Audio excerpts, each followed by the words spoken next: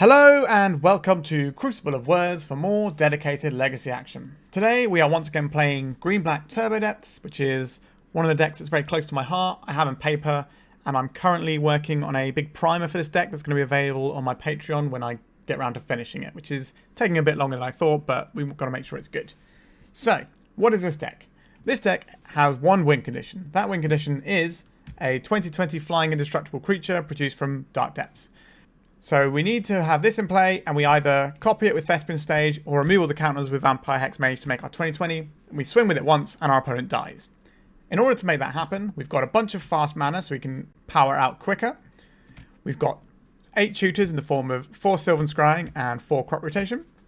We've got a bunch of disruption here, so we've got 8 Duress effects, 2 Not of This World to protect it from whatever removal might be around, and some Pithing Needles which can stop things like Caracas and Wastelands that might stop us from getting off the ground in the first place. A few interesting things to note here. We also have some utility lands we can find. So we have a Sejiri Steppe, which can be used to protect our creature using the crop rotation, or it can be used to push through blockers. Then we have a Bojuka Bog, because Graveyard Hate is important these days. It's pretty much free for us to run this. It's also in our colours, so it's not exactly a problem. And in terms of the singleton lands you can run, this is one of the ones I would prefer to run. We have a single Ghost Quarter, because we're going to put Pithing Needle most likely on Wasteland a lot of the time. So if we need to get rid of our opponent's Caracas, our Ghost Quarter is where we're going to go to do that. And these 2 Boseijus, we can't get them with Crop Rotation, but we can get them with Sylvan Scrying, and this is going to allow us to interfere with problem permanents, whether that's Wasteland or Caracas, or just something else like an Ensnaring Bridge. So we got 2 of these. Importantly, these are untapped green sources. They actually help cast our spells, so they're pretty good as a land, as well as also being good as a tool. Mana base wise, in terms of actual mana producing lands that we're relying on, we have 4 Urborg and 1 Yavimaya, because these combined with Dark Depths and Thespian stage gives you enough mana to activate it, so you can just do that, get under the radar of counter spells and just go off. We have 4 fetch lands, 2 jewels to find, and 2 basics. The basics allow us to do more stuff from our sideboard more easily, as well as player. So that's mainly to play around Blood Moon and stuff, but also just hanging a fetch land out on turn 1 means you can't be wastelanded, so you can make sure you have all your mana available for the second turn to do your combo, which is usually when you're going to be trying to go off with this deck. Alright, that's pretty much it main deck wise. The only difference is the last time I played this, we've gone back up to 4 Pithing Needle, and we trimmed some Not of This World to give us access to more Duresses. So we've seen a fair bit of combo on Magic Online lately, and not that many things that try to target our Marit Lage. So we're just going to have more ways to disrupt the hand, and hopefully this can... it's more flexible, right? Because it's going to be able to take the answers out our opponent's hand, as well as slowing opposing combo decks down. Whereas Not of This World is a very good and obviously cheap tool to protect our creature from one thing. So there is a trade-off, but we're going to see how it plays out today. Sideboard-wise, we have 4 Leyline of the Void. It's just the big graveyard answer here. And because our opening hand should have the way of us winning the game within it, it doesn't matter so much that we'll have dead draws in our deck. And this is going to buy us a few turns and doesn't require us to spend any mana on it, so we can spend our mana doing our thing and winning the game. We have 4 Abrupt Decay, because we've got the basics, the Elvish Spirit Guides, and the Lotus Petals. This is very easy to cast. It hits Magus of the Moon, it hits Blood Moon, it hits Opposition Agent, it hits Ensnaring Bridge. It's all the things we care about.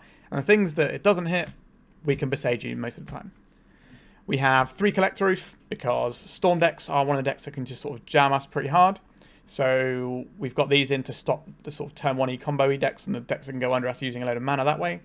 We will keep our Lotus Petals in to cast this on turn 1 when we do bring this in, even though it's a little bit of a non-bo, but if we've got the Lotus Petal, we've got it, and this is going to be so much better against them than it is against us. We have 1 Gaia's Blessing. This is just a free sideboard slot pretty much, where you get to completely change the Painter matchup. This means that they can't just combo you out, they need to get a 3rd card to remove your graveyard, and we usually beat the Painter Fair plan anyway, so this is just a nice bit of insurance in that matchup. And we have 3 Steely Resolve. If our opponent is trying to remove our creature as a way of combating us, we want these in to go alongside our Not of This World and discard spells to just say no to what they're doing and just get our guy. This is also good against Cephalid Breakfast. You name Wizard, they can't do their combo.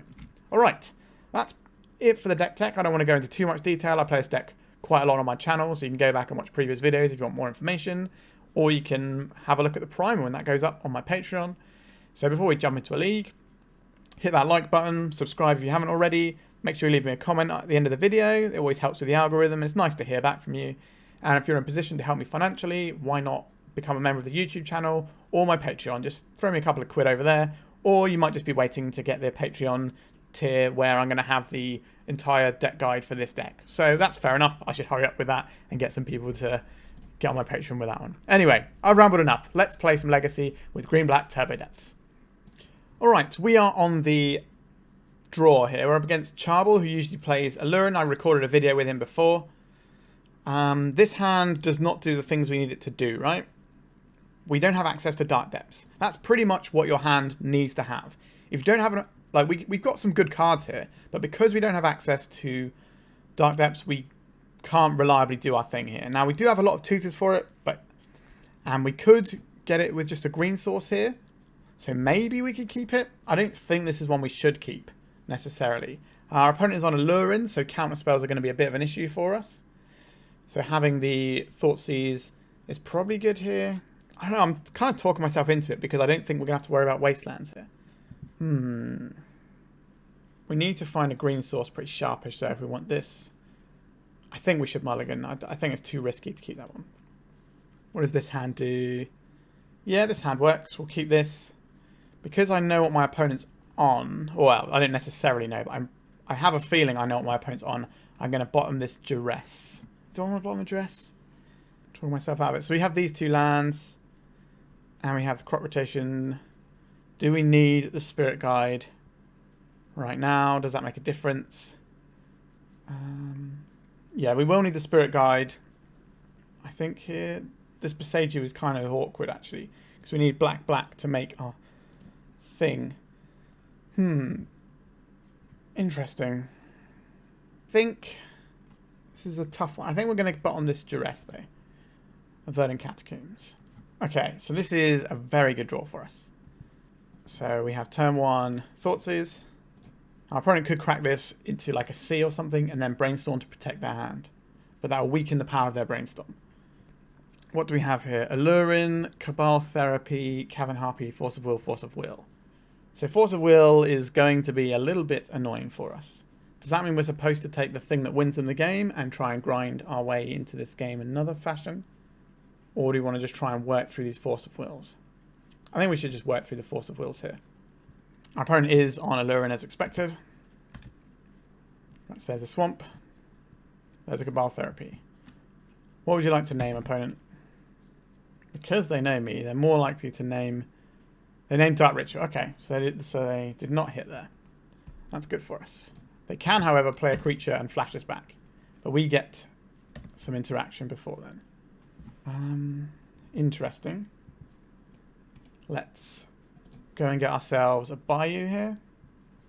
So our opponent's got Force of Will and Cavern Harpy. So we can run this one out. And then next turn we can crop rotate into our win if this doesn't eat a Force of Will. I suspect it will eat a Force of Will. But because we have the crop rotation and the Dark Depths now, we don't need all these things. Alright. That's gone okay for us. They know we have the crop rotations. They might be inclined to play a Cavern Harpy. Alright, so that was their draw for the turn. Okay, so I will play this Dark Depths out. And then I will Thoughtseize our opponent. We have 8 discards, so it's fair enough to use that early on and not take the Allurin because the chance of us finding one or killing our opponent before then is relatively high. We do have the protection in the crop rotation here, but we know our opponent has Force of Will. So we'll see how this goes. Alright, Force of Will, pitching another Force of Will. Okay. So they got Cavern Harpy and Allurin in hand. I think this is the right play for them. Actually, wait, no. The Cavern Harpy can block, but we can get around that with crop rotation. So we are fine here. So we can get our 2 points of damage here, just in case they have an Uro or something. We can now get above it. And then end of turn we'll make this. If they play the Cavern Harpy, they can't have a blue card for Force of Will to stop our crop rotation. They can't combo with just the Cavern Harpy. They're probably going to have to use Cavern Harpy to block for a turn, and they have to have drawn... they've conceded. So basically they need to draw a land there, so they can cast the Allurin, and then they can put the Cavern Harpy in to block, and bounce. But obviously they can block and bounce as much as they want, but they know we have the crop rotations. They know we're going to have a Sejiri Steppe, so they're kind of in a bit of a bind there. All right, Allurin. Abrupt Decay doesn't stop this. What's the text on Cavern Harpy? Cavern Harpy doesn't target, so Steely Resolve is probably not going to be very good there either. They're going to have some creatures that can bounce some stuff. I honestly don't think we're supposed to sideboard here, looking at what our opponent's got going on. What is Pithing Needle going to do? What is Pithing Needle going to do? It's going to name Cavern Harpy. That's a pretty good one. That can slow down their combo quite a bit.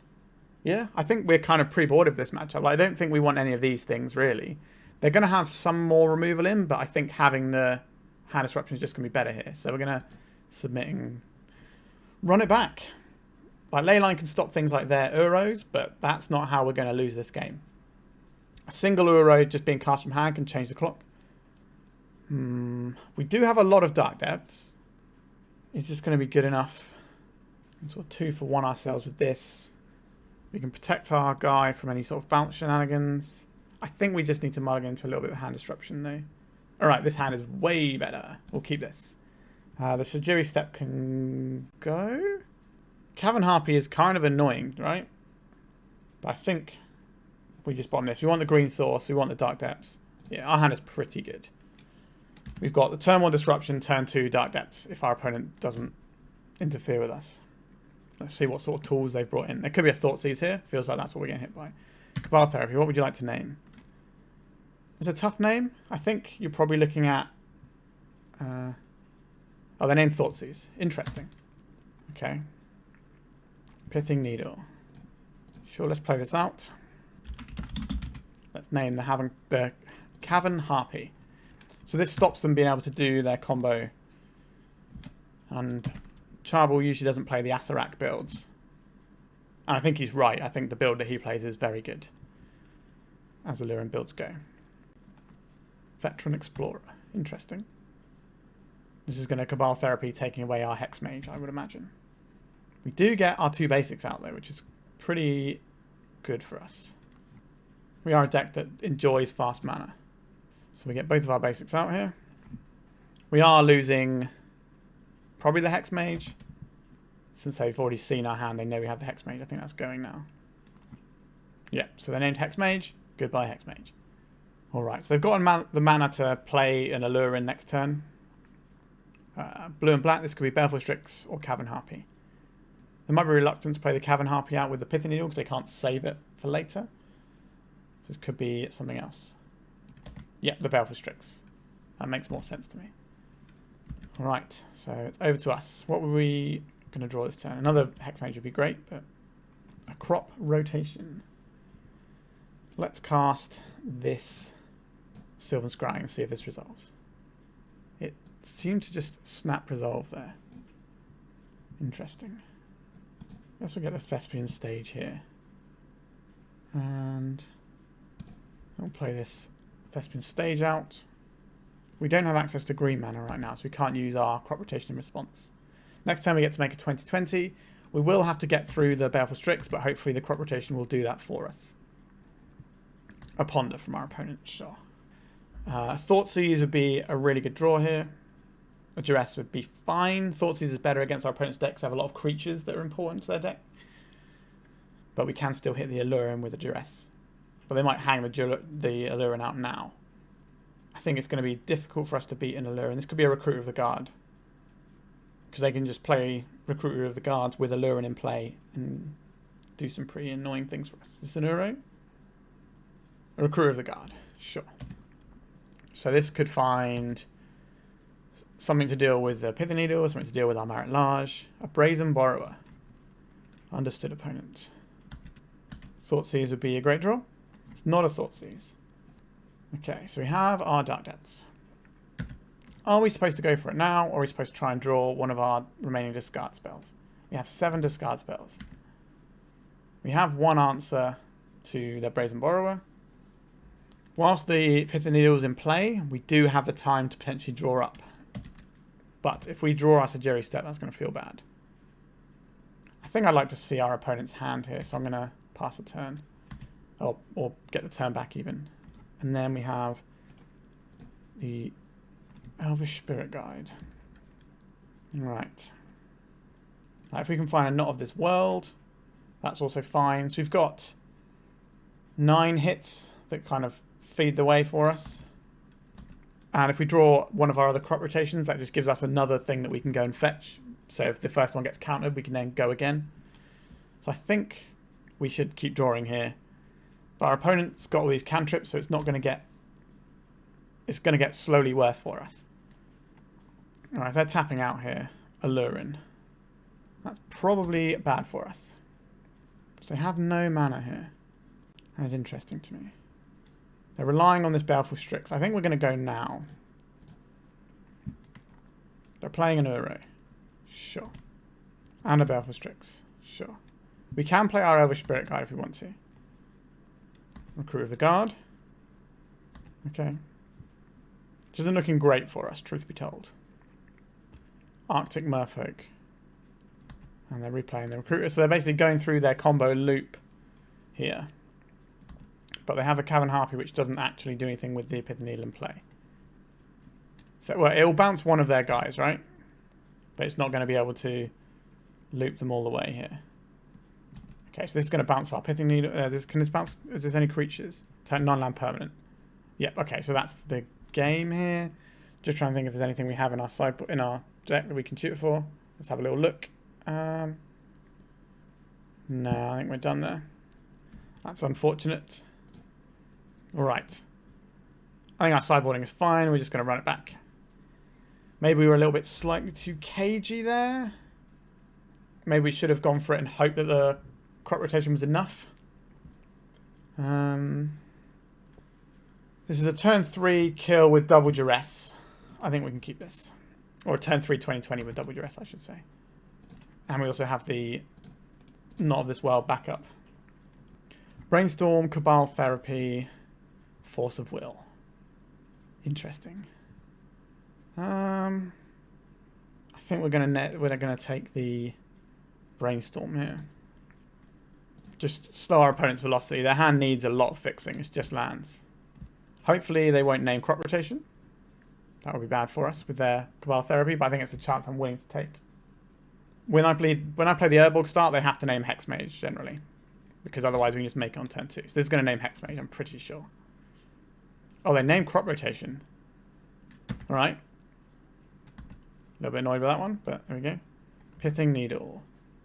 I don't think that's where we want to be right now. I don't think we need to hit this Force of Will yet either. I think we can just hang out this Thespian stage. Deploy this. Do we want to try and hit their Misty Rainforest, or are we just on the Cavern Harpy? I think we're just on the Cavern Harpy. They've got 2 other lands anyway. So we'll save the Duress this turn. Obviously, that's bad if we draw the crop rotation, but I think it's worth... Okay, so drew a Misty Rainforest, a Scalding Tarn for turn. Right. We played this. Knot of this World. Alright. I think this time we will Duress. We'll take the one thing we can take. Savannah, cracking Misty Rainforest. They're going to play the Recruiter of the Guard and go and find a thing. Be curious to know what they find. We've got a lot of options open to them. Eternal Witness. Okay. Just going to get back the Brainstorm most likely and fix their hand. A Ghost Quarter. I'll play out a Ghost Quarter. Yeah, the name on the crop rotation rather than the Hexmage has very much changed the texture of this game. I was very surprised he named that. Yeah. So we'd have had the turn 1 Urborg Duress, turn 2 Hexmage. So we've seen the island. Here comes Witness. There's the Brainstorm as predicted. I don't know if they fire it off now because they have the... they've already played their land for turn, so might as well play it next turn and get deeper into their deck and maybe fix their hand a little bit more. Alright. A Swamp. That's not the one, is it? I think we'll still play it out though. A Brainstorm. Our opponent is heavily favored. Now, we have one. If we draw 1 card, then we can maybe win the game. But, yeah, we've got a bunch of cards that can just flip this one. We got 4 Dark Depths, 3 Crop Rotation, 4 Sylvan Scrying, Cabal Therapy. So we're going to lose the Knot of this well because they know we have it. So we're going to lose both of these. Oh, they name Crop Rotation. Interesting. Okay, so they can flash the guy back. They can flash it back by sacking a guy anyway. Alright. Yep. I'm just going to turn my Thespian stage into a forest now. Just because it gives us more green mana, because of the Urborg, it's basically a Bayou. So our opponent's on exactly 20. But they can replay the Uro next turn. Or not, I guess. Goodbye, Uro. Not sad to see you go. That's our opponent's turn. Brainstorm again. Getting rid of that Uro is definitely going to help us stay in this game a little bit longer. Our opponent does know our hand. And whether or not these Knot of this Wilds are going to be relevant. Alright, this is kind of an annoying one because it means that we can't kill them in one swing without the Sejiri Steppe. Parasitic Strix. So this is going to put them above 20 life. Right, so we're going to take a little hit here. And it's over to us. Thoughtseize. Our opponent's got 1 card in hand. We don't know what it is. I think we're better off saving our Thoughtseize for the turn we're trying to go off. They can't Cabal Therapy us because we exile their Cabal Therapy. But if they find another one, which I assume they have in their deck, they can obviously do that. So how much are we taking here? 1, 2, 3, 4, 5, 6. Another reason why I don't want to cast the Thoughtseize. It means our opponent might be able to just go wide of our Marit Lage even if we can make it.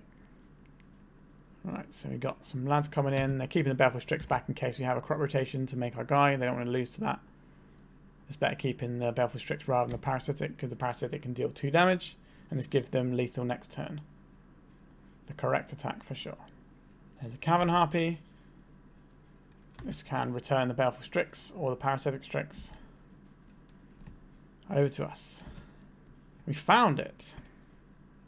But, so, if we block, so we make this, we block. We block a 2-1, we take 1, 2, 3, 4 damage. So we can't Thoughtseize here. We just have to hope that our Dark Depths is good enough. Oh wait, they've got the Parasitic Strix, right? So this is 1, 2, 3, 4, and then 2 from the Strix. And we can't block to kill all of their blue-black creatures here. Yeah, we just have to hope our opponent doesn't see that, which seems very unlikely because our opponent's very good at the Allure Index. So we got our 2020, we go to blocks. Parasitic Strix requires them to have a blue-black creature. They have 2 blue-black creatures, so this is not great for us.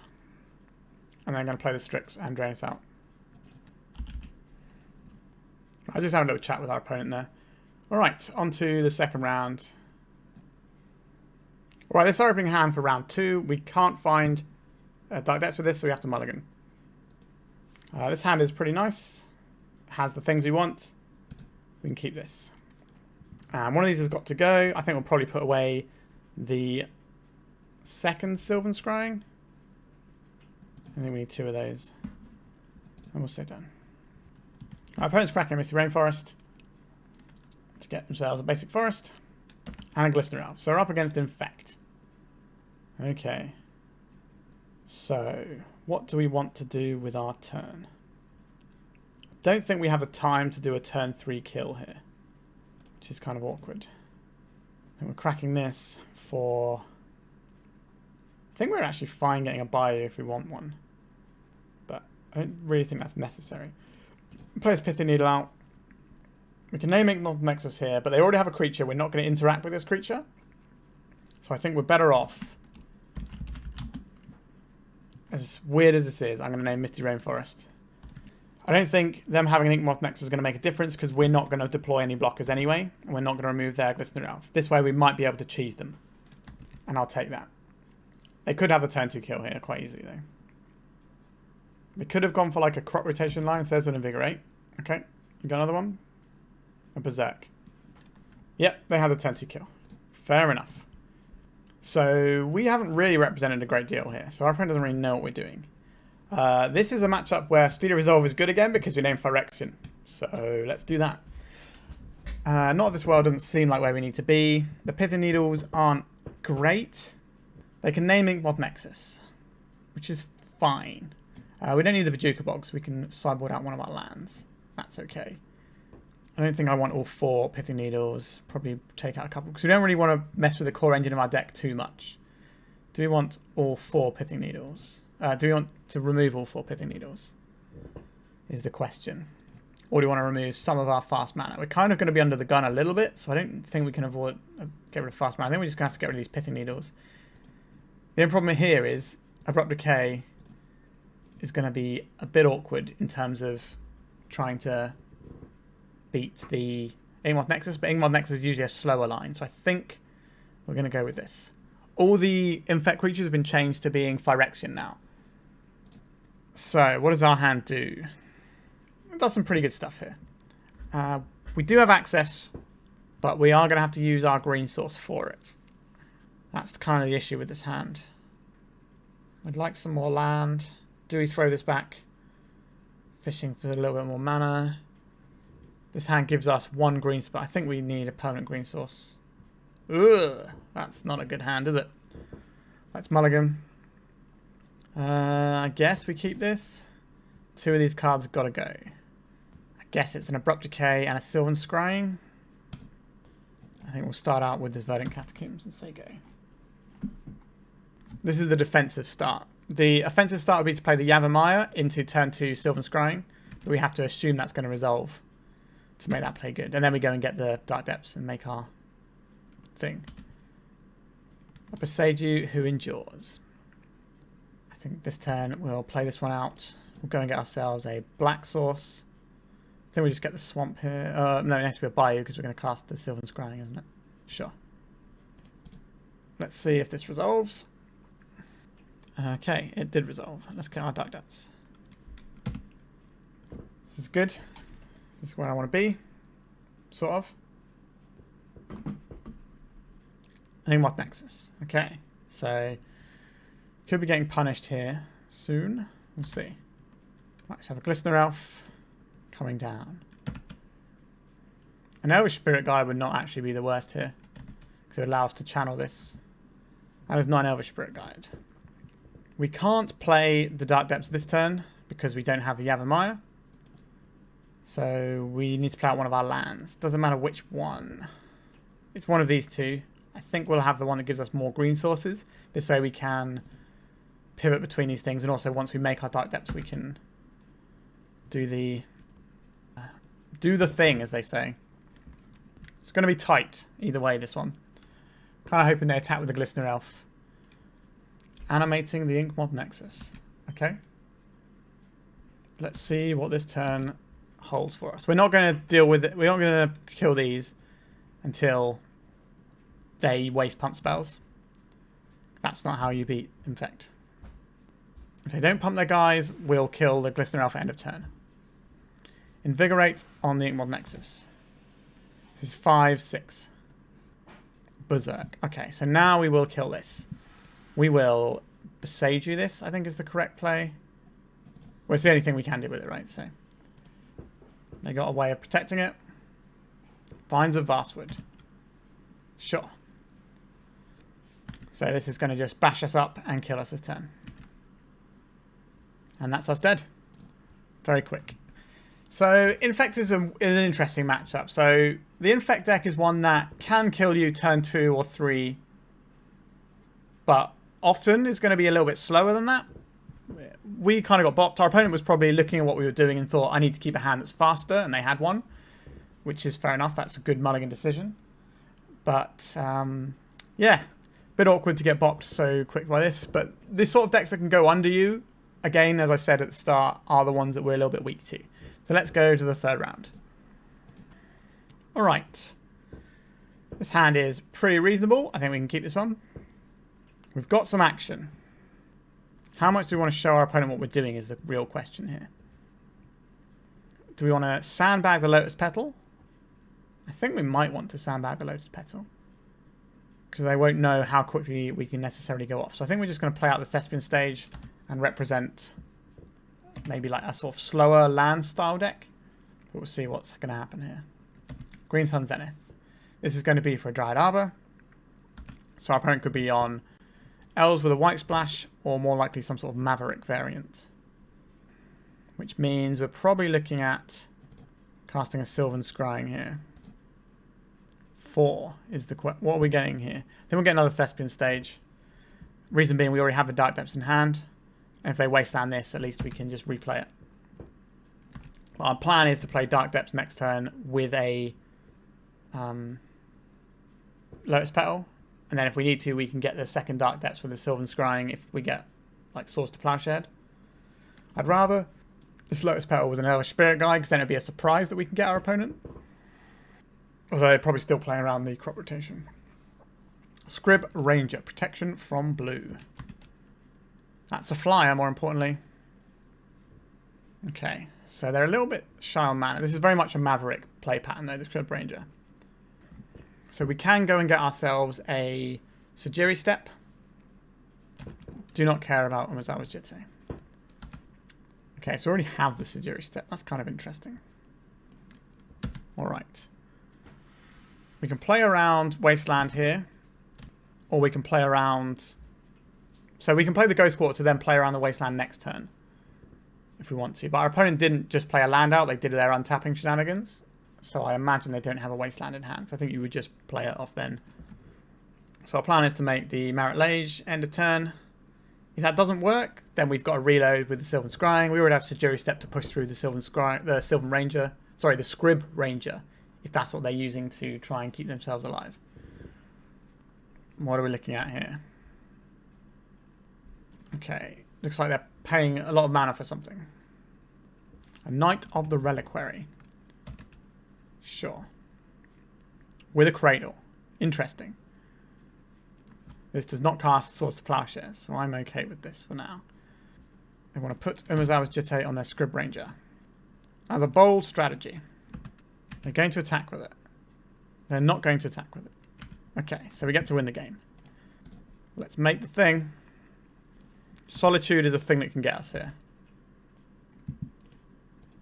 Give our guy protection from green, and it's all over. Sure. Maverick. This is a matchup where I would like some Abrupt Decays and some Steely Resolves. Our Duresses, not so great in this matchup. They can hit the Swords to Plowshares, but that's about it. And we're going to be much better at hitting Swords to Plowshares with things like Steely Resolve. We definitely need Pithing Needles because they're going to be a Karakas Wasteland deck. Bojuka Bog has text here. Ghost Quarter has text here. We can't really mess with any of our lands. This matchup is going to be slower, so we can probably get away with trimming some of our fast mana. The question is, which fast mana are we trimming? I think it's probably like this. Leaving 5 pieces of fast mana in there. And we'll submit like this. I don't think it's worth bringing Collector Ouphe so Collector Ouphe can stop some of their equipment, and Leyline on the Void can obviously stop their Knight of the Reliquary and Elvish Reclaimer if they have them from growing, but that's not really the thing we're worried about those cards doing. This hand makes a turn to Marit Lage at instant speed. I think we will keep this. What I would really like is to draw any other land on our first turn. Our opponent's mulligan to 4 cards, so this is pretty good for us. Because their deck is not one that wants to be mulliganing that hard anyway. They just need playable lands and spells, really. They're not looking for specific pieces as much. They might have some good sideboard cards, but I don't think they're going to be the be all and end all. So we're looking at trying to Thoughtseize away our opponent's opening grip into rubbish, ideally. Let's see what our opponent kept with their 4. Windswept Heath. They got a Noble Hierarch or an Elvish Reclaimer to begin the game with. They could have Mother of Runes if it's Maverick, but I don't think they keep Mother of Runes in at this point. Okay, a Green Sun Zenith. Sure. They've got 2 cards in hand. I would love to draw a land this turn. Did not draw a land. I'm still going to play this Urborg out and try and Thoughtseize them, because they obviously kept their hand for a reason here. Let's see what that reason is. Sylvan Library and Knight of the Reliquary. I think both of these are kind of annoying for us, right? Do we take the card they can cast this turn? Yeah, both of these cards are really good. This is just going to undo their mulligan. This card is the cards they're looking for. So I think we're supposed to take the Knight here and let them library. Not a fan of that, but... Okay, we're going to hang this out there so that we can have our crop rotation going. But I think one of the cards they would be looking to find off their Sylvan Library is the Knight of the Reliquary, because it gives them access to Wasteland, it gives them access to Karakas. And those are the 2 things that I'm not happy about. Alright, so we have this. We play this for black and black. And then we pass the turn. We have crop rotation for the Dark Depths if we need it. We can take another turn if we want to. But we'll see what they do. Like, they should be drawing both of the cards off of this library, right? Because their life total doesn't matter as long as it's in increments of 20. So they are not keeping them all. Alright, they're scooping because they don't have an answer. So I'll reveal my hand to it so they know that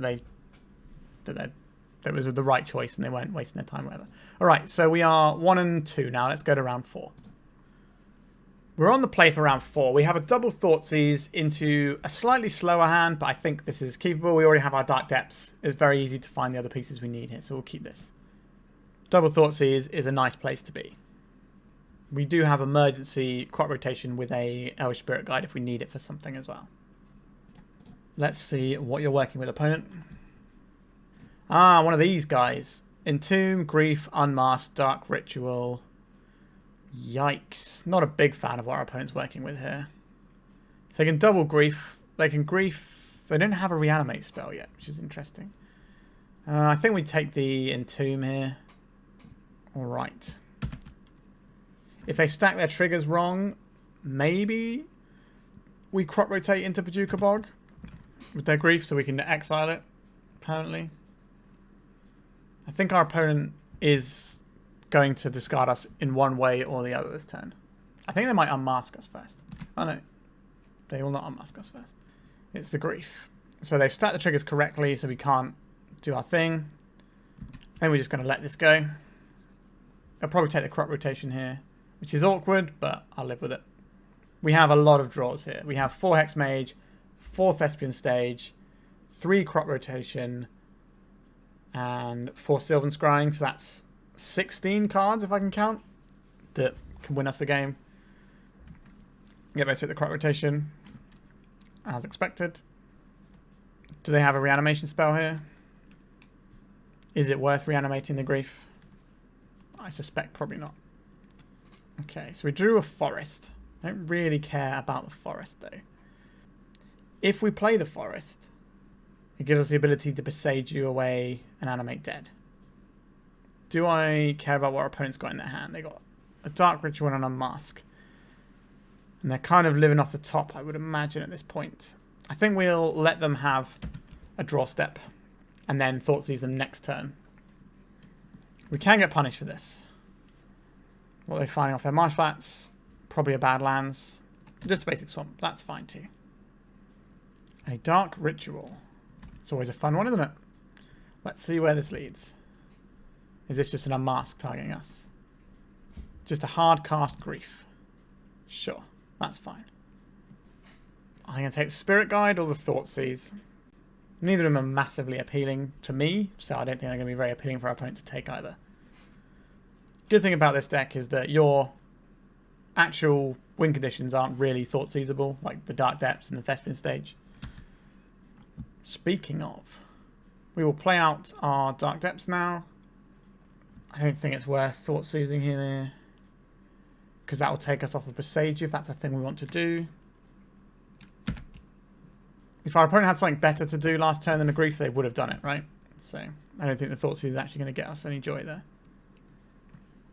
Our opponent probably has more than one swamp, so I don't think I want to hit their swamp. I could hit their Badlands to stop them being able to do it, but this gets any type, right? So they can go and get a basic land type, yeah.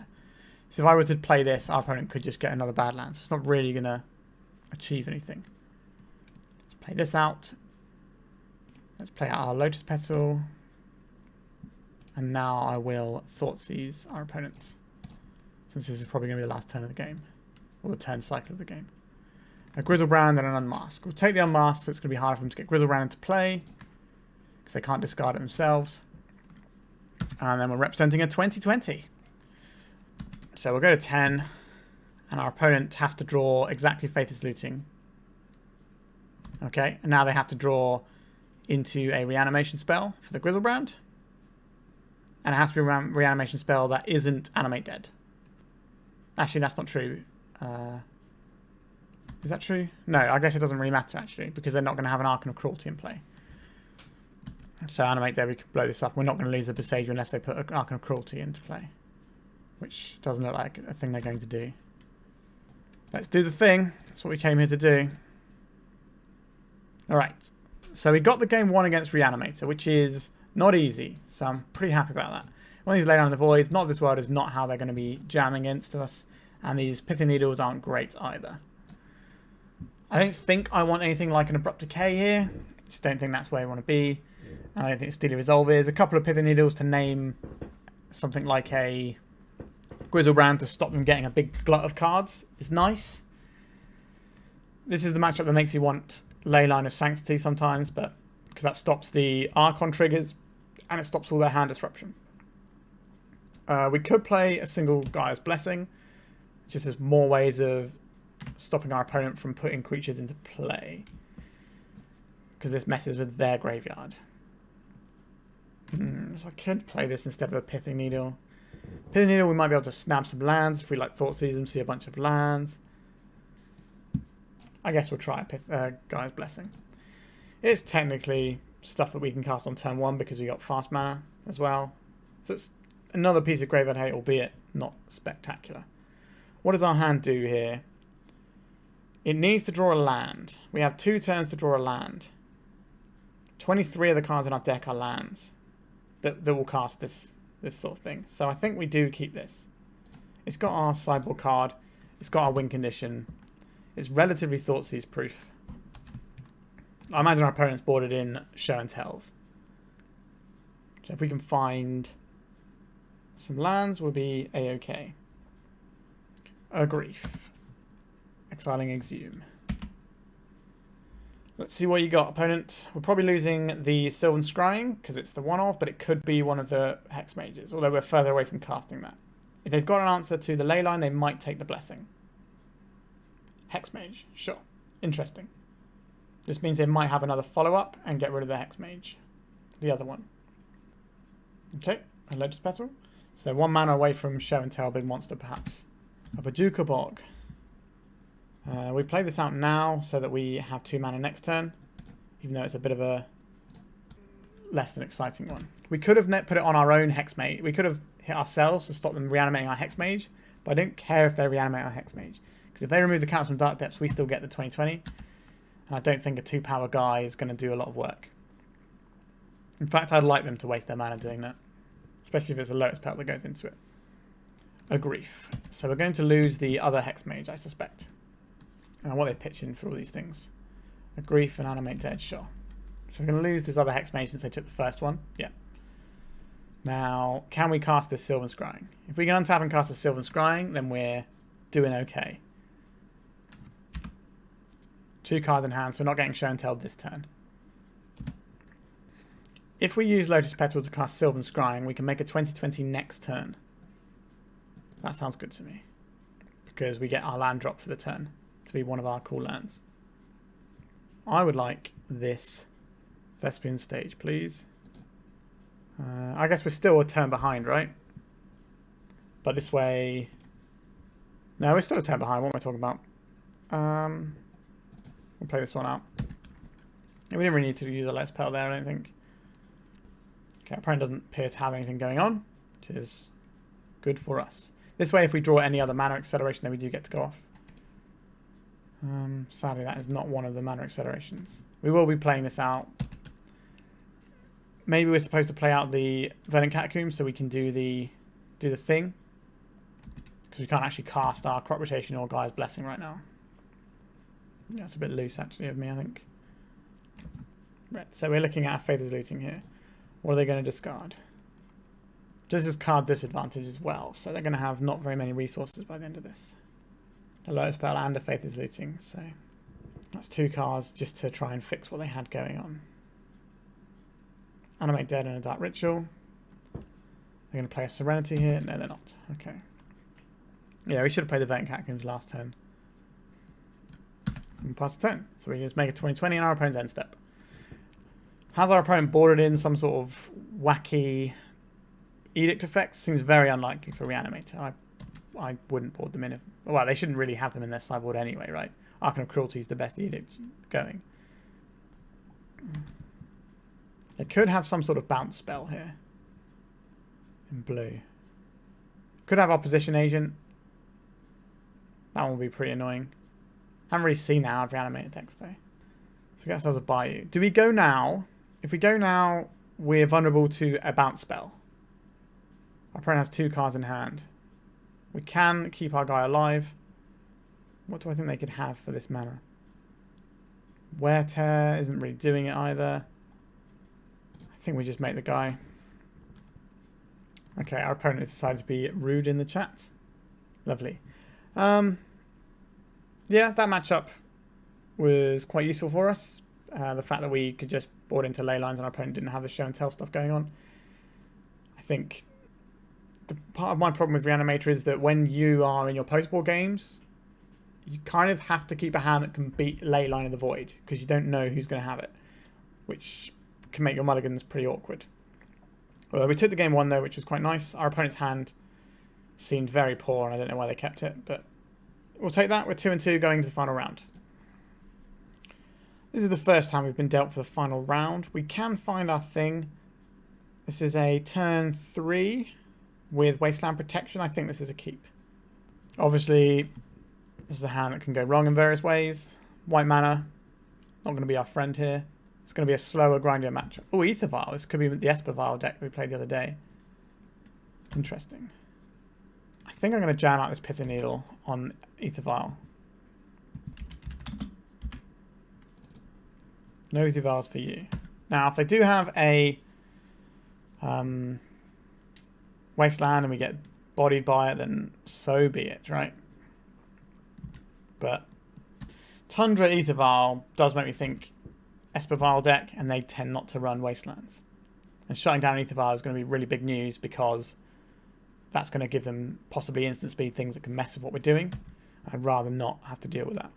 So this turn we actually have a really cool play. Well, I think it's cool anyway. I don't think we're doing that yet though. This game's going to be a little bit slower. So we're going to try and wear some stuff out of our opponent's hands by throwing out the Sylvan Scrying. I'd rather this gets countered than our crop rotation. Right, so we're going to get Dark Depths. So next turn we can play Vampire Hexmage holding up crop rotation with Not of This World in our hand as well. Okay, they're doing a Brainstorm fetch end of turn. Or well, not even end of turn, in our beginning of combat. But it's basically our end of turn because we've kind of shown we're not doing anything else here. Another Brainstorm. Alright, our opponent is desperately looking for things. Right, our opponent is pondering. So they've had 3 cantrips now. So their hand should be getting some way towards what they want it to look like. Question is, do they have the tools to make it look how they want? Or are they going to have to rely on some sideboard cards in games 2 and 3? Have to imagine there's going to be some amount of blowing my stuff up. Like Solitudes and things are going to be in their deck. Some number of plows. That sort of jam. It's going to be a Thoughtseized? No, a black and a white. Profane Tutor. Oh, okay. So our opponent might be on like a Breakfast Vial deck. Just trying to think why you would want Profane Tutor. So we're supposed to go faster here? Not sure. I think we want to try and win before this comes off suspend though. That seems like a reasonable assumption. Right. This will get Force of Will if our opponent has one. Force of Will. Pitching Force of Will. Sure. So we have an emergency crop rotation if they are some sort of Cephalid Breakfast combo now. And then next turn we play the Thespian stage and make our guy. And we can do that whilst holding it up. Holding up our crop rotation. So we should be able to kill our opponent before they get to Profane Tutor. Actually, no, they're going to get to Profane Tutor on their next turn, right? So they're going to have the Tutor. Yeah, they're going to have the Tutor before we get to swing for lethal. We can make it before they get the Profane Tutor, but... Alright. Could be a little tricky, this one. Thoughtseize. I think we have to let this go. Not much we can do about it. We're probably going to lose the Not of This World or the crop rotation. Profane Tutor. That does make me think they're playing like the Divining Witch, Thassa's Oracle thing, maybe. Could be Breakfast, but we don't really see Breakfast Vials anymore. We took the Pithing Needle. So I mean, they've got an answer for our Pithing Needle here. Okay, so we'll play this card that they know we have. And we'll pass the turn. So they get their Profane Tutor this turn. Let's see how bad it is for us. So they're going to have 3 cards in their hand this turn, and one of them is going to be the exact card they want. That's a little bit concerning. Interval is on 4, which is like Palace Jailer, I guess. It is a Cephalid Illusionist. Okay. I was right all along. Nomads Encore. Sure. Now, depending on the order of the cards in their deck, we might get them with our crop rotation here. Sure. We also do get to see their library regardless. So there's going to be useful information because our opponent's on a slightly unorthodox build. An Orange Chant. They're keeping open a single blue-black mana. Okay, so there's the Dread Return. I'm going to keep going. So we can win this game by getting the crop rotation off here. We can see more of our opponent's deck. Now we have to decide if we want them to have a Narcomoeba in play right now or not. I think we're going to target this. This is the one without counters, so this is the one we want. So we can get rid of our opponent's Narcomoebas. Well, you can get rid of one Narcomoeba and the Dread Return here, or we can let them have this second Narcomoeba. They can let them have this Narcomoeba. They do have a Cabal Therapy in hand. Sorry, in the graveyard. I think I'm going to let them see more cards in their library, in their graveyard even. Could raise crop rotate when the time comes. This Narcomoeba can absorb an attack, but they know we have the crop rotation. Cabal Therapy, sure. We will cast this. We will sacrifice our... well, I think I'd rather have a green source here. This will get rid of our opponent's Dread Return, which should be the only Dread Return in their deck. Now, they can get a Thassa's Oracle and then mill out their whole deck. I think sacrificing the Narcomoeba is an interesting one. They now have to keep going and get more Narcomoebas. Yeah, so they named the card they knew about. They're going to keep milling. So there's a Narcomoeba. We've got no more plays and our opponent knows we've got one play, so we're just going to F6 and see the rest of their deck and see if they have a way of winning. They might have the Thassa's Oracle in hand. It's not in hand. Interesting. How are they going to get this Thassa's Oracle back into play? They shouldn't have a second Dread Return, right? They normally just play the one. That's why you run the Cabal Therapies, because Cabal Therapy is just better cards than Dread Return. They've got any interesting tech? Okay. So they've shown us their whole deck. They don't have a way of bringing back the Thassa's Oracle as far as I can make out. And they're going to die on their next draw step. What is the one card in their hand? If it's the second Thassa's Oracle, they still can't win because they don't have a Vial on 2. So they'll die when they draw a card. They don't get to cast in their main phase. Interesting. Feels like we have this one, but we did get to see the whole deck, which was quite nice of them. So, Orange Chant, command. Yeah, the Vial's an interesting one. It's just a singleton, no, it's the second Vial there. Alright, so they're scooping there. Main deck graveyard hate, getting the job done. So we have a bunch of cards that are good here, right? So Leyline on the Void is good, Abrupt Decay is good, and Steely Resolve is good. Pithing Needle can stop Nomads in Court or Shuko, but can't stop both. So that's kind of awkward. This isn't really a Ghost Court one. Did we... I don't think we saw Urza's Sagas in there. Because they're on the 3-colour build. So I don't think we need these Pithing Needles that much. I don't think we need the Ghost Quarter. I think we want our discard. We don't need Not of This World. We got 8 more cuts if we want all of these in, but I don't really want to overboard. Let's get rid of these. Maybe trim a little bit here. Do you want to trim a bit more is the question.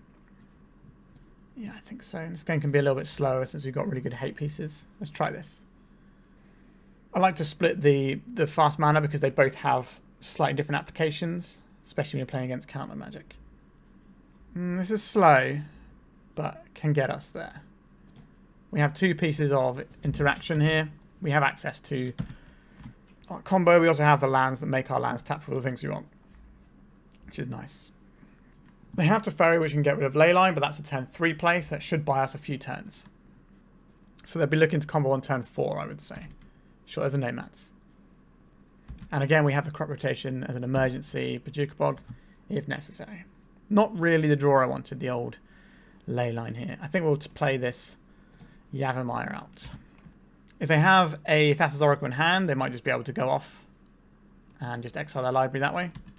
Just cast it from hand, which is usually the best way they can get around Leyline the Void, to be honest. Well, Teferi's obviously pretty good too. Right, this is going to be a Ponder or a Brainstorm. It's going to be a Ponder because they've already played land, right? They've tapped their island, not untapped it, just tapped it, and then passed a turn. Without cast... sorry, they cast... yeah, they didn't cast anything, right? That's very strange to me. The Control Z key is your friend. I'm going to play out the Dark Depths here and see if they've got any counter magic going. Punch a hole. Alright, we're just in, are we? Right, there's a Thespian stage. Right, so they've probably got like plows and stuff. So they could Teferi away our Leyline this turn. We're just going to get Thoughtseized. They can't take our Thespian stage, they do. Black and blue, this could be... Okay, they're suspending Profane Tutor. Alright. We do kill our opponent next turn. Potentially. Depends what we want to try and play around is the question. I would love to find a piece of fast mana here. We did not find a piece of fast mana. Right, so we'll play this one out and pass the turn. So we can make the 20/20 this turn without any protection until we untap. Is that a thing we want to do? Because the thing is, they're going to get an answer to something with their Profane Tutor, right? So is it better for us to just to go to make our guy end a turn, then untap? Let's see if our opponent plays anything this turn. They have to just leave all their mana open here, right? Well, not all their mana. They could Thoughtseize away out of crop rotation. Sure. The Abrupt Decay gives us a little bit of insurance that we don't just get womboed out of the game again. But we're going to be giving up 2 permanents to make it 20/20, which is a pretty fair exchange in my view. But our opponent is going to have a Profane Tutor in their next turn. It took the Abrupt Decay. That's fascinating. That makes me think they have our Marit Lage covered, which is annoying. Alright, they're tapping out of Brazen Borrower mana. They're just playing a Narcomoeba. Okay. So if we can draw a piece of hand disruption, then we can win the game. Like, regardless. But we have to resolve this crop rotation if we want to win the game. So, let's do the thing that we came here to do. 20/20 says hello. So they've got a blocker for it. But we have a Sejiri Steppe in our deck. An Elvish Spirit Guide. Interesting. Play out this Bayou. Do you have any counter magic? They do not have any counter magic. Alright, we're in. Give our guy Pro Blue. Swing, bada bada, boom. And all before the Profane Tutor gets to do anything. Alright, so we got the 3-2 there. We got punked by an Infect deck that killed us on turn 2 and turn 3.